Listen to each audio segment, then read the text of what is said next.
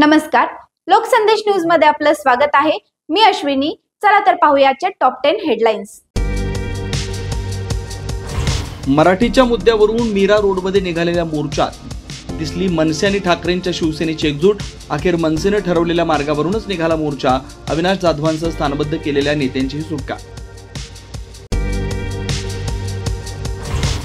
मोर्चात सहभागी होण्यासाठी गेलेल्या सरनाईकांना हुसकावून लावलं। 50 खोके एकदम ओके। सरनाईकांसमोर घोषणा, लोकांच्या रेट्यापुढे सरनाईकांची माघार। मीरा रोड मोर्चावरून सत्ताधारी शिवसेनेतच एकवाक्यतेचा अभाव। मोर्चावरून गृहराज्यमंत्री आणि परिवहन मंत्र्यांचे परस्पर विरोधी सूर। मार्गावरून वाद असल्याचा योगेश कदमांचा दावा, तर सरनाईकांची पोलिसांवर आगपाकड। मनसेच्या मोर्चाला परवानगी नाकारण्याबरोबर मुख्यमंत्र्यांची राज्याच्या पोलीस महासंचालकांकडे तीव्र नाराजी। परवानगी नाकारून बदनामीचा कोणाचा हेतू होता का, याचा अहवाल सादर करण्याचे आदेश।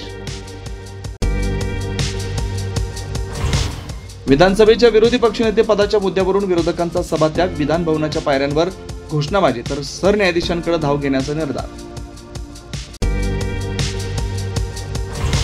पुण्यात आईचा निष्काळजीपणा बेतला असता मुलीच्या जीवावर।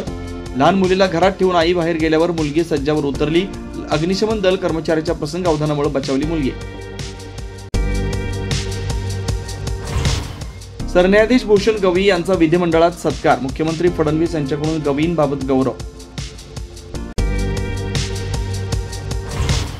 नाशिकच्या गंगापूर धरणातून गोदावरीत विसर्ग। दुतोंड्या मारुतीच्या कमरेपर्यंत पाणी, तर गोदा काठावरील मंदिर पाण्याखाली। नदीकाठच्या गावांना सतर्कतेचा इशारा। कोकणातील सर्वात मोठं धरण असलेलं तिलारी 85% भरलं। 8000 क्युसेक वेगानं विसर्ग।